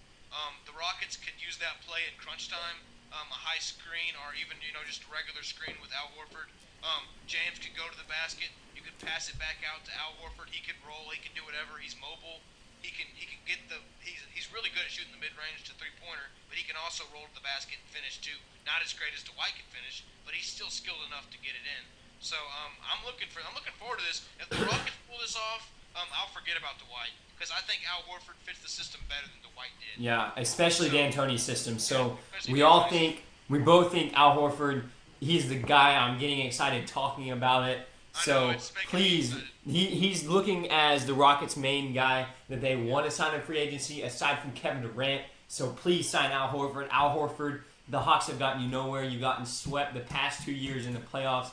Please come to H-Time.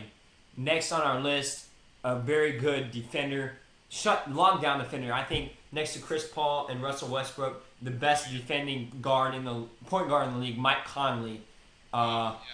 I don't really know much teams, but he's looking to kind of lead the Grizzlies, I think, just because I really believe he wants a title, and the Grizzlies are not going to deliver that to him because they have tried and failed so many years. They're just kind of couple playoff wins, and that's it every year. So Mike Conley, he can fit into any team. He's a great point guard. Maybe the Rockets sign him, but I don't really think we need a point guard. Yeah.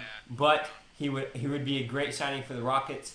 He would be a great signing to come in and be the protege in the Spurs of Tony Parker. And the Spurs are always looking to sign players, so Mike Conley would be good there. I'm just trying to think of some places that he would be good going, but that's kind of it. But yeah, so I mean, even LA would be a great place for him to kind of, if he goes with DeRozan, LA is always a good place to go. But yeah, so I mean, maybe the Spurs. But yeah, that's why I'm kind of saying Mike Conley sign with the Spurs if you want to win a championship, because Greg, the leg, Popovich. So I mean, I get the local San Antonio news here because I live here in Kerrville, which is not too far from San Antonio. Just to let y'all know, you'll probably already know that. But so I hear the local news, and they're really high on. They think their chances of getting Mike Conley are pretty good. Oh really? Because I just kind of threw that team out there. I didn't know. I was gonna say I've actually read something, and they actually do think, like from all the media outlets I'm reading, Mike Conley has expressed a lot of interest. It's kind of like Dwight has expressed interest in New York. It's kind of to that level of seriousness that Mike Conley has expressed interest in San Antonio, and I think that would be a great fit for him. Obviously, I don't see the Spurs getting Durant. I see him staying in OKC, so I think their number one priority needs to be Mike Conley, the guy who can push the pace when he needs to, but he can also play the old school grinded out pace that the Spurs and the Grizzlies like to play. An old school traditional, let's slow it down offense. And he reminds me kind of like a Chris Paul and Kyle Lowry when it comes to the fact that deep in games he will go straight at you. He's a fierce competitor. So yeah, I think I can speak for Parker in this one. We both don't want him to go to the Spurs, but we think it'll be a very smart decision for both teams. Definitely. Is that it? That's all I wanted to add. Yeah. All right, cool. Next up on our list, a very talented but hot-headed, terrible attitude point guard, Rajon Rondo. He's great on defense. He led the league in assists. Great player, but I mean, I don't know what to say about this. He quit on his team with the Mavericks. I don't know. I don't like him. I used to like him, but without that leadership of Paul Pierce and Kevin Garnett to tell him straight up what he needs to do, he's not. He just needs somebody to keep him in line, but he has to be his own man, and so I don't really care where he goes. I would just say stay in Sacramento with Boogie Cousins, and y'all can just sit there and win 20 games and pout your whole time. So that's what I have to say. Yeah, and I got nothing more to add on Rajon Rondo. He hasn't earned So that's pretty much it. We summed it up right there. All right, yeah, okay. And next on our list, one of the greatest players of all time, even though I don't love the Mavs, Dirk Nowitzki. Picture surfaced of him in a Warriors jersey. Please, Dirk, just stay with the Mavericks. You already have your championship. Retire in Dallas and just kind of do your thing with Chandler Parsons, because they will definitely bring some free agents and make it a little exciting. But yeah, just Dirk, stay in Dallas. And I agree with that, and I actually have nothing bad to say about Dirk. Chandler, I joke around. Dallas has definitely always been competitive, just because Mark Cuban always puts a team together for each year. He looks at it like each year is a new year. And so he tries to get as much veterans, as much guys who want to win now, and he builds a team to win now. He doesn't wait. He doesn't build a team for the future. He builds a team to win now, and that's how Mark Cuban does everything. So I think his best bet is to keep Dirk, keep the guy he loves. That's his guy. Obviously, if he wins you a ring, you got to stick with him. Dirk put up a great finals that year against the Heat, 2011, I believe. So, yeah, Dirk, just stay in Dallas. Don't go to Golden State, because that'll be like Hakeem Olajuwon riding out his last years in Toronto. Just don't do it. Yeah, just please. It would look terrible. Stay in Dallas. And another thing, Mike Conley, I could see him going to Dallas. I don't know what his interest would be, but Dallas would be a good place for you to go, especially Conley, if you see some other free agents signing there. And we kind of left out Dallas a little bit because they're always big players. So look for Dallas to maybe get a center like Noah or Big Al Jefferson. Yeah. I think that'd be a good fit too. I'm just kind of looking at the list. Batum maybe go, but they already have Parsons. I think Parsons is going to say so. Yeah, maybe they can get Conley and Big Al, Dirk and Parsons, and because Darren Williams is a free agent, but we'll talk about him in maybe next podcast. So I mean, yeah, so that would be pretty fun to watch in Dallas, because I don't hate the Mavs as much as I do the Spurs. Exactly. It's more Spurs for me too, just because of being here. Dallas has always been competitive. Mark Cuban's I'd love for him to be our owner. Our owner's way more laid back than Mark, though. Leslie Alexander, God bless him, he doesn't show a lot of emotion. But Mark Cuban does, and I can get behind a guy like that. He's on fire for his team, and they're always big spenders when it comes to free agency. So they'll pull someone. We just don't know who. Yeah, so look for Dallas to do something. And rounding off our list, the very last player on this list right now is Hassan Whiteside. Dwayne Wade's a free agent too, but I think he's going to re-sign with the Heat. It's kind of almost a given.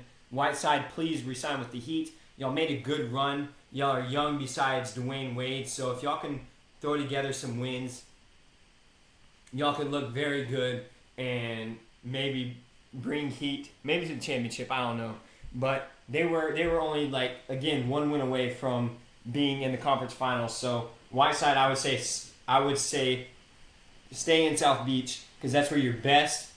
And I mean, who wants to leave South Beach? So I think he'll stay in South Beach too. I agree. I think South Beach is his best bet. He could go to LA and be the superstar there, I guess, and get all the money he wanted to get. But I think South Beach definitely has some good stuff going. Just get Chris Bosh back. D Wade still has a lot of game left in him. Yeah, Chris Bosh comes back and they can win a championship. Yeah, Mark my agree. words. I still think Flash has 2 or 3 good years left, so we'll see. Even though I hate Bosh for kind of taking back his word against us, I don't care. Yeah, He's still a great player. But yeah, Hassan Whiteside also can go to LA. I think it's no bad team. I would love to play for the Heat. I would love to play for LA. So I mean, either team would be a great team to play for. Either way, you're on the beach, right? But yeah, stay in Miami. That's what I'm saying. I'm saying stay in Miami, even though La La is very, very tempting. All right, that's it for this segment, NBA free agency. Next podcast, we will talk a little bit more about some of the lower tier free agents, especially as they kind of start signing places. But as always, it'll be kind of one big domino like Kevin Durant, and then all the other ones will fall. NBA free agency starts July 1st, so look out for that. I don't know what day that is, but today is June 25th, so we have like a week, a little bit more than a week. It'll be this next coming Friday. All right, so basically we're recording this on Saturday, so this upcoming Friday is when free agency will start. So that'll be very exciting. We'll be right back with top 5 all-time players in NBA history. We are back for our final segment, NBA top 5 all-time players in the history of the NBA, and we're kind of doing this because LeBron has just won his third title, and people are saying that he might be just as good as Michael Jordan. I don't know if I want to go that far. So we'll just start right off. Basically, Parker, what's going to happen is if LeBron made your list, you're going to defend your case why he made your list, in that when you say his name, like say he's number 4, you're going to say LeBron James, blah, blah, blah. This is why I have him here, and this is why he deserves to be in my top 5. And if you don't have him in the top 5, once you finish your list at number 1, you can say why he does not deserve to be in the top 5. So, without further ado, Parker, who do you have at number 5? I have LeBron James at number 5. I think he makes the top 5. I was close with Matt. I have a close tie with him and Magic Johnson because they have very similar playing styles. And I was trying to look for legacy. When you say like the greatest players of all time, I look for history, legacy. I look for what these guys left behind. And since LeBron is still technically playing in the NBA, yes, he's a great player, and yes, he has the chance to be the best ever, in my opinion, if he keeps this pace up. But for right now, I have him at number 5, just because he's won 3, he's done great things, and definitely leaving a legacy of the King James. I mean, he is the king, but I just don't see him moving up past these other 4 guys I have. I have him close with Magic. Magic almost butted him out, but I think LeBron, definitely what he did this last year, with just the way he just came back from 3-1. No other player to do that against a great 73-win team. Obviously, we talked about that a lot. But I just have him number 5, so that's why I put him on there. He definitely made the list, but I'm not moving him past these other 4 guys. All right, yeah, for my number 5, I have Magic Johnson himself, 5-time NBA champ, 3-time Finals MVP, 3-time MVP, and I have him at number 5 and not above these guys because he had very good talent. I think more than these other guys, maybe aside from one, but he had very good talent on a lot of his teams. I think more than these guys, and so I couldn't put him. Even though he's a 5-time NBA champ, I couldn't move him up anymore. But he's still Magic. It's still Showtime, the greatest show that I've ever seen. I love watching Magic. A bunch of love for Magic because he's one of my favorite players. So I have him at number 5. That's kind of it for me. Who do you have at number 4? I have Larry Bird. I believe he won 3 titles with the Celtics. He was probably the best textbook shooter. I don't have a lot of the stats with him, but I know he got the job done in clutch situations. Him and Mikal and Robert Parrish, I believe, those 3 guys, they ran the show, and in that time it was him against the Showtime Lakers. You know, it was the Celtics versus the Lakers. They were just going at it. It was a fun time to watch. It was a fun time to be a basketball fan. It was a fun time to watch the highlights. That's all we got to see of it. It was great basketball back then. But I put him at 4. Obviously, he makes the list. He's on the Mount Rushmore for me. He's Larry Legend. There wasn't a shot he couldn't make from any angle, anywhere on the court. Just talk about Steph Curry having these crazy handles. Larry Bird, he had that white guy style, just where he could shoot like an old white man in the park, and he'd still make it. Like he'd be on his butt, throwing it up off one leg, or whatever he had to do to make the shot. He'd get it done. So he was definitely number 4 for a reason. I can't put him up any higher than number 4, but he's definitely on the list. For me, number 4 is also Larry Legend Bird, 3-time NBA champ, 2 times Finals MVP, and 3-time MVP. And he really led every single one of his teams. There was talent on his teams, but not more than what these other guys had. It was about the same. And he represents white people everywhere. Great player. I love him. Nothing bad to say about Larry. He was one of the best shooters of all time, one of the best passers of all time. Oh, and by the way, he was a small forward. So, and he always got things done. So, just do it was basically his motto. Nike should have signed him. So, yeah. All right, number 3, who you got? I got the other end of the spectrum. We got a guy who represented kind of white guys everywhere and put us on the map for basketball. I'm going the guy who put black people on the map in basketball, Bill Russell. He got 11 NBA titles. If a guy has 11 NBA titles and you don't put him on the all-time list, for me, that's treason. I go way back in history for this guy. I don't know much about the competition back then, but I know if you win 11 NBA titles, you're doing something right. And he was definitely the face of that franchise. He was the face of black people everywhere at that time.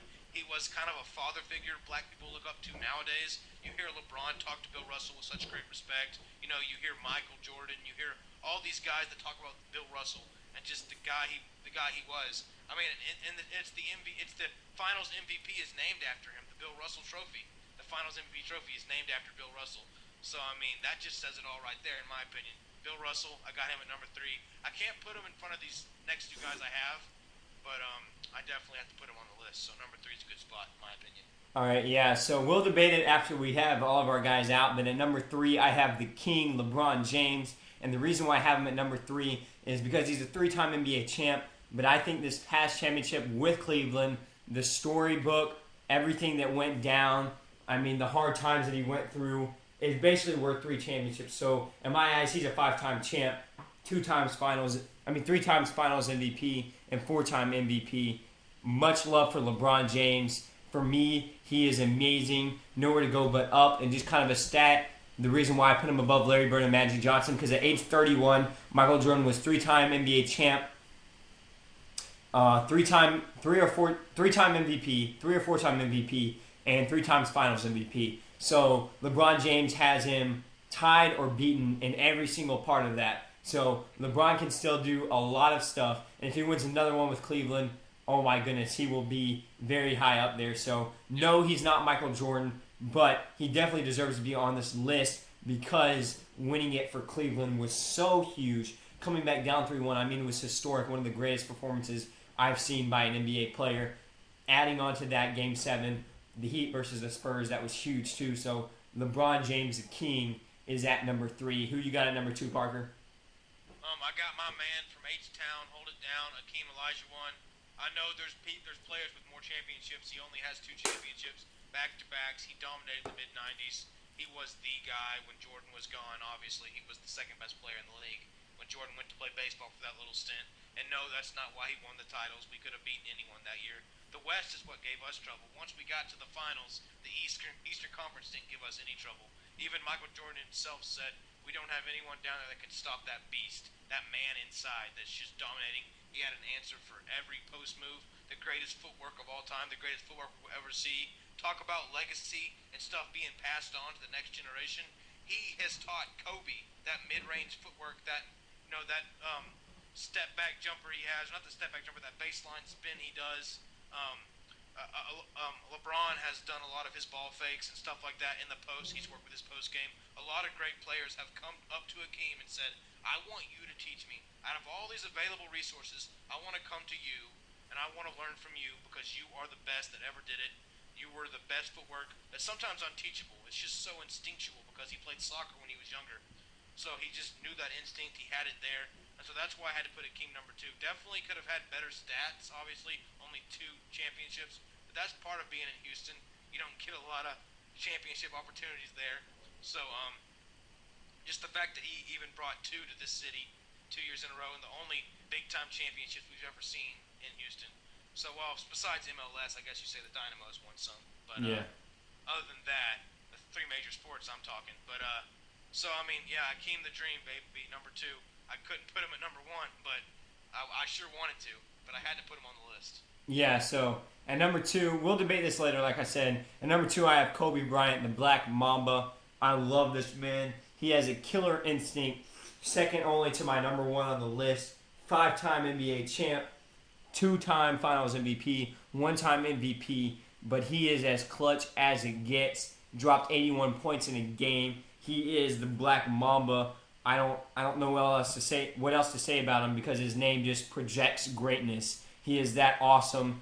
And so the only reason I put him above LeBron James is because he has 5 NBA championships. And I know Shaq was there for 2 of them, but still, Kobe Bryant, I mean, he's a beast on and off the court.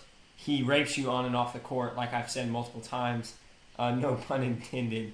So, I mean, yeah, I have to put Kobe on there. He's my guy. I've always been a Kobe fan. So, yes, this is biased, but this is why this is my top 5 list. But he is killer instinct-wise. If I'm picking a guy that I want in the championship, besides my number 1 guy, I'm picking Kobe Bryant because he's that clutch, he's that good, he has that much of a killer instinct. So, without further ado, we're gonna deliver our number ones, and this kind of anticlimactic. But we both have Michael Jordan here, 6-time NBA champ, 5-time MVP, 6-time Finals MVP. He's the GOAT, undebated. Anything else to say about that? No, I mean, I'm ready to get to debate, and I think we both have Michael up there. There's really nothing we need to add on that. He's the best by far. It still is. LeBron is probably the only one, because he's the only one on my list that's still playing. And I guess your list too. But LeBron is the only one I could see ever passing him. LeBron just goes on a crazy rampage the second half of his career and just blows this out of the water and wins multiple championships, wins more than 6. Then we'll be talking about him. But other than that, MJ's the guy to beat, man. LeBron's going to have to work his way up to that. Yeah, LeBron, I don't think he's anywhere close. He may not ever be there. It's kind of unfair for both guys because Michael Jordan is the greatest. I don't know if anybody will surpass him, maybe because of my bias, but that's kind of it. So, Parker, listen. Akeem Olajuwon, I think we can both agree is the best center in the world. Ever. But he's not on my top 5 list. I don't know how you put him on the top 5 list, but I don't want to bash Akeem. I think you're just kind of biased towards a Rockets guy, but he's still great. But come on, Bill Russell, I mean, who knew what the 60s were like? I mean, they probably had, I don't know, kids running around drinking beer at 3 years old in the 60s. I mean, they probably had, they didn't even have video games in the 60s. They had, some weird little thing that you went to called an arcade. I mean, come on. The 60s were nothing. I know old people are getting very mad at me right now, but, I mean, the 60s were nothing. Basketball didn't even count in the 60s, so I don't know how you put Bill Russell up there. I mean, 11-time NBA championship. They had to name the NBA Finals MVP after somebody, so might as well name it after the old guy that won a bunch of championships that didn't even count because no one else could beat him because Jerry West choked every year, and the Lakers were the only other good team in the NBA. So, I mean, come on. Putting Bill Russell, I mean, I love Bill Russell, but 60s, I mean, come on. And he won some of them in the 50s, too. I mean, I can't even remember what the 50s were like because I was never born in the 50s. Because if I was born in the 50s, it'd be the greatest decade of all time. And that's why it's not, because Bill Russell played in the 50s. All right. Well, are you done? Yes, I'm done. Who did you put for number 2? The rapist? The rapist, Kobe Bryant. The best. You took the guy who was carried by Phil Jackson his whole career. The guy who was a beneficiary of the triangle offense. The guy who raped you off the court. Oh my goodness. Controversial. Those are just allegations. On the court. What? Those are just rape allegations. Listen. They were facts. He was a rapist. Listen. Let me get out my calculator real quick. Beep, beep, beep, beep, beep, beep. I'd rather have a Wait, is that 81 points calling? Is that 81 points calling? Because the only person that's answering is Kobe Bryant and Wilt Chamberlain, but Wilt Chamberlain's dead. Or the Pacers, or what team was that? I'm pretty sure that was a lousy team. Yeah, it was probably the Pacers, but it doesn't matter. 81 points is 81 points. Oh wait, by the way, did Bill Russell score 60 points in his final game in his NBA career? No, I don't think so. Oh, I have a proven fact that the Utah Jazz went easy on Kobe Bryant after they knew they weren't. Oh, okay, blah blah blah. 5-time NBA champion. 5-time NBA champion. He won it the right way. They inflated it. There was a video out there of Gordon Hayward literally stepping on the line as Kobe was shooting his 60th point at the free throw line. He literally stepped on the line to give Kobe another shot in case he missed it. Luckily, Kobe made it. Didn't have to be as embarrassing. It's because he's the greatest. He earns that respect. Man, 5 NBA championships. 60 points, and he took about, 100 shots? I mean, he took at least 50 shots. He took so many shots. Of course, you're a ball hog and you shoot that many shots. Wait, up. so listen, you're telling me. Against Kobe. Kobe was a ball hog. He wasn't a team player at all. Okay, let's take out Michael Jordan. Let's take out Michael Jordan and Akeem Olajuwon, okay? And we have the draft. You're telling me we're drafting 2 teams to go up against each other to win the NBA championship. You're taking Bill Russell over Kobe Bryant. I have Bill Russell number. Oh, you're talking about my overall list. I'm taking out Akeem Olajuwon and Michael Jordan. All right, they do not count. I'll take Akeem at number 2. What? I'll take Akeem over Kobe. You didn't even put Akeem on your list. Because he doesn't. Because Kobe Bryant, Michael Jordan, LeBron James, Larry Bird, and Magic are better than Akeem. I'm sorry. He's the greatest center in the world, but centers are irrelevant. It doesn't matter. You can put him in any legacy, any era. You can put Akeem Olajuwon in this era, and he would still dominate. And you know it's true. We all know it's true. He would dominate, but he only got 2 championships and only won 1 MVP. Yeah, because He didn't should have won 2. That's it. Yeah. Look at the supporting cast Kobe had, and look at the supporting cast Hakeem had. It was completely different. We can turn this around. I can't believe you didn't put Hakeem in the top 5. You didn't even put Magic in the top 5. He won 5 NBA championships. I tied him with LeBron. It was close. I was about to put him with LeBron. And by the way, I think you have LeBron way up there for too many. Like he shouldn't be that high on your list. Number 3, I think you put him. Yes, because he's that good. And he has like so many finals losses. Like I don't think that's. I mean, he's choked in so many big moments. I don't think you should put him up there. Game 7 of the NBA Finals against the Spurs. He just came back 3 games. Get to Game 7. 3-time NBA champ. Wasn't it Ray Allen that helped him get to Game 7? I think so. Listen. Even pick Game 7 without Ray Allen. Listen, Michael Jordan would have won 6 championships without Scottie. Akeem Olajuwon would have won his second one without Drexler. Bill Russell wouldn't have won without whatever chumps he was playing with. Oh, Bill Russell would have won anyway. You know that. So listen. So answer my question. You haven't answered my question. Okay, what's the question? We're taking out Michael Jordan, okay? Yeah, but you didn't really answer my question. You're still picking Kobe over Hakeem. Yes. That's treason. How do you call yourself a Rockets fan? How do I call myself a Rockets fan? How do you call yourself a Rockets He's the best center in the world. That's all I have to say about it. But he's not better than Magic and Larry Bird, who if they weren't born in the same era, which all these other players weren't born in the same era, they didn't really steal anybody's championships. If Magic and Larry weren't born in the same era, they would have had 8 championships, one or the other. I mean, Okay. I'll answer 6 MVPs. Okay, you answered my question. I'll answer your question. I've got you enough. I got you. But I'm just saying. Okay, you can. What do you want to say about Bill Russell? Go All ahead. right, so listen. You take out Michael Jordan and Hakeem Olajuwon, and you have to do a draft. All right, you get the first pick. You tell me you're picking Bill Russell over Kobe Bryant. Yes. You're picking Bill Russell over LeBron James. No, wait. Taking the drafting? No, I'm taking Kobe. Yes, you're taking Kobe because he's better than Bill Russell. You just have to admit it. I'm not struggling. I'm not structuring the question like that. I'm struggling over legacy and just all the stuff they left behind for past players. I'm thinking Bill Russell paved the way. That's why he's the greatest of all time. I'm not talking about just the fact that playing ability, yes, Kobe's great. I'm talking about legacy. That's how I answered the question. I'm not much of a stat guy like you. I know you love your stats. I'm not even talking about stats. I'm talking about game time situation. Who's better? And Kobe Bryant's better. You didn't even put him in your top 5. He's the Black Mamba. What are you doing? Did you drink Kool-Aid this morning? In my opinion, the question. What'd you say? Did you drink Kool-Aid this morning?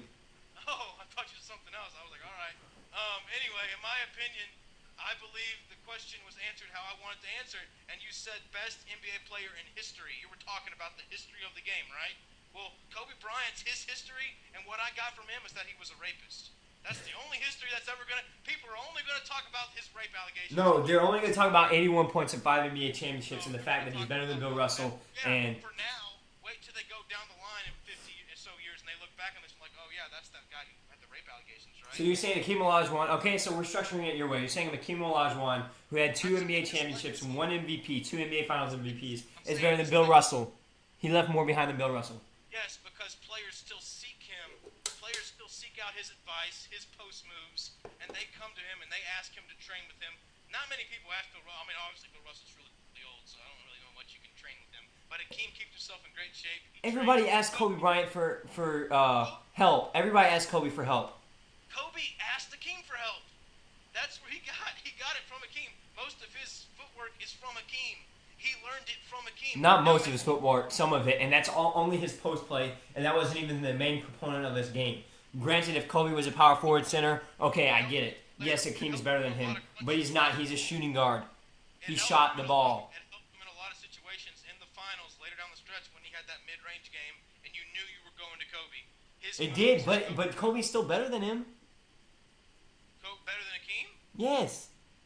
But you didn't answer my question. Okay, so I just don't see. You answered my question, but I just don't see how. I thought I answered the question. No, you did, but I just don't see how Hakeem Olajuwon left more behind than Bill Russell. Oh, I said because they actually see his post moves carry on for generations. No, I know what you said, but I still don't get it. Legacy. You don't get it? How his legacy. Bill Russell paved the way for centers everywhere. 11 championships. He left behind so much, like a big physical attitude of rebounding and dunking and just bullying everybody. Yeah, I mean, he was the obviously, I guess I could have easily switched a Russell with Akeem, but in my opinion, Akeem talking about just now, Russell's effect is kind of fading off because obviously he was great. He left a legacy of one of the first black players to do just about anything in this league. He left a legacy for a lot of black players, but I'm talking about Akeem when it comes to his legacy, just his footwork and other dominance in the paint. A lot of centers want to be like him now. I think when Akeem came along in the 90s, he passed Bill Russell as that guy at the center position you want to look up to. So that's why I have him right ahead of Russell, was because Akeem passed him when he played, and I'm sure down the line there will be even another player that passes the legacy on. But for right now, I just didn't want to put Kobe on there because I think his last couple years he's kind of carried out his retirement for 5 years now, 4 or 5 years. He should have retired like 5 or 4 years ago. Okay. He's kind of washed up. He was washed up. This last season was very hard for me to watch as a basketball fan for him. Him just put up shot after brick after brick after brick. I'm like, Kobe, just stop. You should have stopped 3 or 4 years. 60 points. Tore his Achilles. Oh, they gave him those points. After he tore his Achilles, I will debate that too. I'm pretty sure Utah gave him those 60 points. He dropped 40 on Houston. They had nothing to play for. He dropped 40 on Houston. We had everything to play for. 40 on Houston. We're trash, Micah. Wake up and smell the roses, buddy. That doesn't mean anything. I could drop 40 on Houston. I'm pretty sure James... Oh my goodness, so you're bashing Houston now. Wow. Yeah, just like you're bashing Akeem. All right, listen, I'm not bashing Akeem. I said he was the best center of all time. I just think you're crazy for even putting a center in this list. The best center of all time on your list. Yes, because... Not the best center of all... So you're saying the center position doesn't matter. That's what you're saying. I'm saying it doesn't matter as much as the guard and forward position. So are we talking about history, or are we talking about now? We're talking about you put a player on the court. You have 2 present-day players now. You have Kobe and LeBron on the all-time history. I'm sorry, our era of basketball was not that great. I'm not going to put 2 players. I'm lucky I even put LeBron on there. You didn't even put 2 players. I don't know how I'm even listening to you. You didn't put Magic on your top 5. I should have put him on there over LeBron. I had him tied with LeBron. So if you want to change that out, I'll give you a chance to change that. I said it before the game. I said I have LeBron and Magic tied. You can't have it tied. You bashed me for having a tie at number 1 with Kobe and Michael Jordan. Remember? That's because you made a big deal out of it, so I was just going with it. All right, so who do you have? You have to pick one between Magic and LeBron. Pick one right now. I'm going Magic. All right, okay. That makes me feel a little better. So, why do you not have LeBron in your top 5? Because I have LeBron. I don't have LeBron on my top 5 because the question was structured, did LeBron make it? So I automatically put him at number 5. Didn't really think much of it. But I'll be honest, I had him tied with Magic because Magic came up later.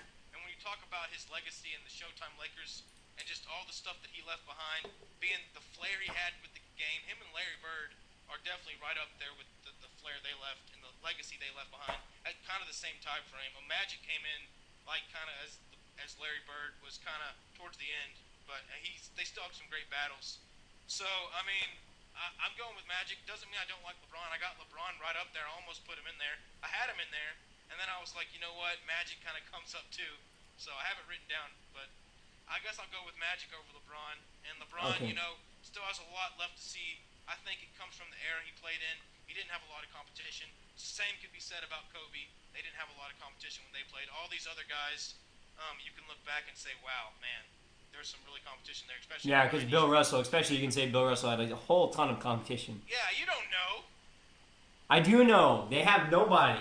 Name some names from the 60s and 50s. Name some names? I don't remember. I can name 3 names. I can name Bill Russell, Jerry West, and Elgin Baylor. That's it. Okay. Name 3 names from this era that are better than those guys. 3 names from this era that are better than those guys. LeBron James and Kobe Bryant. Those are the only. That's not 3. Those are the only That's 2 not people. 3. Those are the only 2 people. Because those are the only 2 people I can throw on this list. I'm sticking it like that. But listen to me. Better than Jerry West and L.J. Baylor, LeBron James, Kobe Bryant, Tim Duncan. Tim Duncan? Okay, I could see that. We could have thrown Tim Duncan on here. There was a lot of players we left out when you're trying to. Yeah, I mean, if you just want to throw every big man on the dadgum list, yeah. Yeah, So I mean, well, it was kind of thrown together last second. I was trying to get everything together. okay, so there you go. There you go, listeners. Parker Ray, top 5 NBA players of all time, and he doesn't even have LeBron James or Kobe Bryant on the list. All I have to say, my final thoughts are that I'm taking if I'm picking a player to win me an NBA Finals, I'm taking Michael Jordan, Kobe Bryant, LeBron James, Larry Bird, and Magic Johnson, whichever one you want to pick, all over Bill Russell or Hakeem Olajuwon or Shaq or Wilt or Tim Duncan, all of them. That's my final thoughts. You got any last words to finish off this podcast? Last words. I think it's treason that you would take Kobe or LeBron or anyone over Hakeem and call yourself a Rockets fan. That's just me. But okay, that's my last word. I'm sorry. I hope it's. Okay, I have to add to this. Listen. He's the best center in the history of the NBA. I've said it. Yet you put Kobe above him. You just said you would rather have Kobe take the last shot over Hakeem. Yes, I would. That's treason. How is that treason? I still like the Rockets. He only won us 2 NBA championships, all right? Win us 6 NBA championships like Michael Jordan if you want to. It's not treason. Win me 6 NBA championships, Hakeem. That's it. Dadgum Allah praiser. Sorry, I'm not anything against Muslims, but actually, I didn't even know what you said. he's a Muslim too. Oh, okay. Well, yeah, I guess we could play that. Rapist, Muslim, they're all kind of the same, aren't they? Yeah. Let's group that together. Let's talk about everyone's path. All right, yeah, but we're not trying to get political. Anyway, I'm still a Rockets fan. Don't listen to Parker spit his blasphemy trying to tell you that LeBron James and Kobe Bryant aren't in the top 5 of all time. Especially that LeBron James would be better than Kobe. That's crazy. So, but we are the Young Guns. We're here to give you some entertaining news, and I think we just did that in analysis. So, Mikey Niemeyer, joined by Parker Ray, we're here to give you the One news. of us loves you, Hakeem. One of us loves you. We both love you. I love you, buddy. Top 5 for me. Rockets fan here. True Rockets fan. Okay. Stop. We have to split this blasphemy. We have to stop it right now. We have to stop it right now. We're the Young Guns. Goodbye, everybody.